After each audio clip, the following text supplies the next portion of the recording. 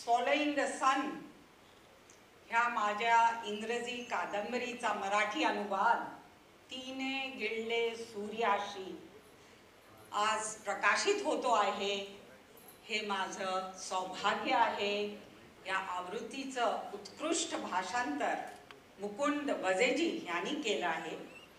अतिशय प्रतिष्ठित अशा मधुश्री पब्लिकेशन्स आणि शरद अष्टेकरजी यांच्या पुढाकाराने आजचा सोहळा आयोजित झाला आहे। तो मराठी साहित्य, संस्कृती आणि चित्रपट विश्वातील तेजस्वी मान्यवरांचा उपस्थित होतो आहे, मान्यवरांच्या उपस्थितीत होतो आहे, ह्याचा मला विशेष हर्ष आहे।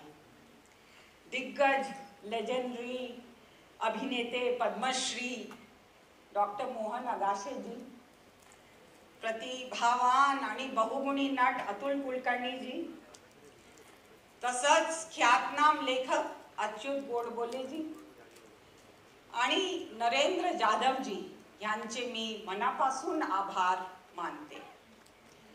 मला हा मोठा गौरव वाटतो आणि त्याच वेळी माझं मन नम्रतेने भरून आलं आहे।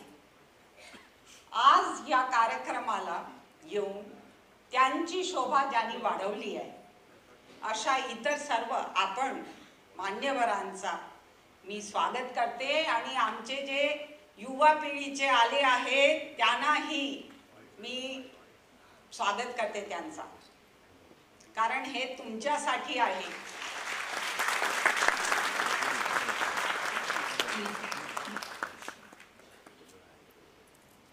आज प्रकाशित होणाऱ्या अनुवादामुळे मी स्मरण टाकत होते। अपार आनंद आणि विलक्षण समाधान ही मिळालं आहे। हा माझ्यासाठी केवळ एक साहित्यिक मैलाचा दगड नाही, तर हृदयाची घर वापसी आहे। हे पुस्तक आणि मी जगभर फिरलो। मूर्ती लक्ष्मी मुंडेश्वर पुरी आणि आत्ताच त्यांचं फार प्रभावी भाषण मी ऐकलं। तर नुसतं प्रभावी नव्हतं, ते खूप आतपर्यंत जाणार होतं आणि म्हणून मला ते जास्त भावलं। कादंबरीविषयी बरेच लोक बोलणार आहेत, त्याच्यावर इतकं छापून आलेलं आहे की ते परत करण्याच्या ऐवजी मी माझी वैयक्तिक प्रतिक्रिया, जेव्हा 2 दिवसापूर्वी मी याचा शेवटचा चॅप्टर वाचला त्याच्यानंतर जे डोक्यात आलं, कारण या 539 पानाच्या पुस्तकाला न्याय देण्यासाठी जी 10 मिनिटं मला दिलेली आहेत ती केवळ माझ्या शिक्षणाचा परिणाम आहे की आमच्या शिक्षणात, वैद्यकीय शिक्षणात एखाद्या विषयावर निबंध लिहायला सांगायचे आणि त्याच विषयावर एक शॉर्ट नोट पण लिहायला सांगायचे। तेव्हा आपला कस त्याच्याबरोबरच लागणार आहे हे लक्षात घेऊन मी सांगतो की मी तो शेवटचा धडा संपवला आणि पूर्वी कधी केलं नाही ते उत्स्फूर्तपणे बोलायचं टाळून 10 मिनिटं क्रॉस होऊ नये म्हणून मी लिहून आणलंय। कारण मी जर नुसतं बोलायला लागलो तर कदाचित किती वेळ जाईल हे सांगता येत नाही आणि माझ्याकडनं तो प्रमाद घडू नये म्हणून मी काळजी घेतलेली आहे। कमालीची उत्सुकता, मोजके शब्द, भावना आणि शब्दरचना याचा अमूर्त मेळ म्हणजे ही कादंबरी आहे। यामध्ये थोर मोठ्या स्वातंत्र्य सैनिकांचा नुसता उल्लेख नाही, काय झालेलं आहे त्याच्यात गांधी आहेत, सावरकर आहेत, बाबासाहेब आंबेडकर आहेत, सरोजिनी नायडू, पंडित नेहरू, ॲनी बेझंट, सुभाषचंद्र बोस आणि त्यामुळे घडलेल्या घटना ह्या किती ऑथेंटिक आहेत हे कादंबरी असून सुद्धा लक्षात येतं आणि त्याचं वैशिष्ट्यच ते आहे। या कादंबरीला ही खरी आहे का? आहे। ही काल्पनिक आहे का? आहे। मग ही दोन्ही कशी आहे म्हणून ती कादंबरी आहे।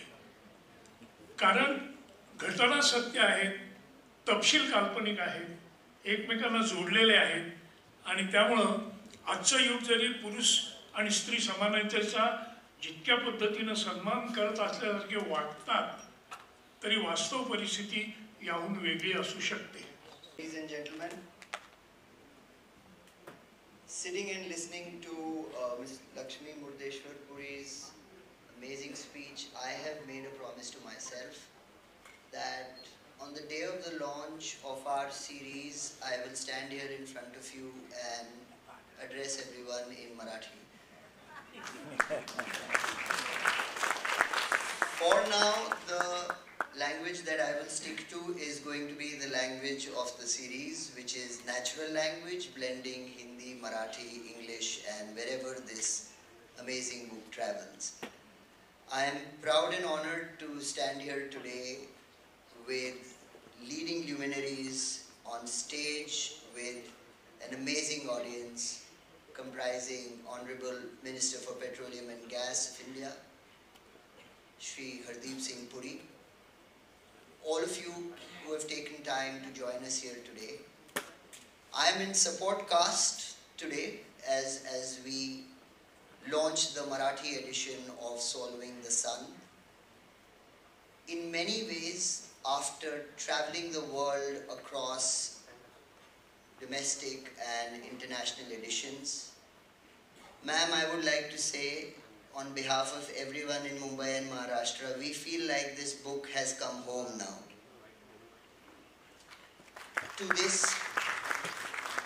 wonderful land of arts, literature, entertainment, the capital of this nation in the form of all of this, especially entertainment, I am doubly honored that Abundancia Entertainment has the opportunity and the privilege to bring this amazing saga to screens in the form of a premium multi-season original series. I remember it was a few months ago, 6th April to be precise, when I first met Ms. Puri, and a couple of days before that when a friend, a colleague, a work associate introduced the book to me. The kind of books that we normally get for adaptations are crime thrillers. They are stories of thrill, of action, of drama. I picked up this book with a sense of apprehension, not knowing where it would lead me. I found myself 6 hours from the time that I had picked the book the first time, still reading it, and it was completely unputdownable. Vikram Malhotra, सूर्य संवाद, पानांच्या पलीकडचे संवाद, ही चर्चा आपण आता करणार आहोत आणि यात सहभागी होत आहेत संवादक श्री अतुल कुलकर्णी आणि अच्युत गोडबोले. या सर्वांना आणि आपण सर्व रसिक साहित्यप्रेमी मित्र बंधू आणि वगैरे सर्वप्रथम अभिनंदन लेखिकेचे अत्यंत उत्कृष्ट कादंबरी लिहिल्याबद्दल आणि त्या ज्या प्रकारे आज इथे व्यक्त झाल्या त्याबद्दल. त्याचबरोबर अभिनंदन आज जे इथे उपस्थित नाहीयेत त्यांनी या पुस्तकाचा अनुवाद केला त्या मुकुंद वझे यांचा. अनुवादाबद्दल असं बोलतात की if it is beautiful then it is not faithful and if it is faithful it is not beautiful. या दोन्हींचाही while remaining faithful he has retained the beauty of the text. आणि अत्यंत उत्तम अनुवाद केल्याबद्दल मुकुंद वझे यांचं मी मनापासून अभिनंदन करतो. त्याचबरोबर मधुश्री पब्लिकेशनचे शरद आष्टेकर अत्यंत सुंदर निर्मिती केल्याबद्दल त्यांचं अभिनंदन करतो. आणि अर्थातच अभिनंदन या कार्यक्रमाच्या आयोजकांचं प्रायोजकांचं. आजच्या या सूर्य संवाद मध्ये पानांच्या पलीकडचे संवाद सुरू करताना मी सर्वप्रथम एक गोष्ट स्पष्ट करू इच्छितो की इथे मला डबल रोल करायचा आहे.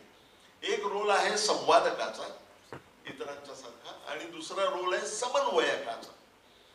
समन्वयक म्हणून मी आजच्या 2 प्रख्यात संवादकांसाठी एकूण 9 प्रश्न उपस्थित करणार आहे आणि प्रत्येक प्रश्नाला दोघेही किंवा एक संवादक उत्तर देतील आणि त्यावर मी बोलणार आहे. आणि मधून मधून मला असं वाटतं की डॉक्टर मोहन आगाशे त्यांच्या खास शैलीमध्ये थोडी मल्लीनाथी करतील, पुणेरी मल्लीनाथी करतील अशी अपेक्षा मी बाळगून आहे. आज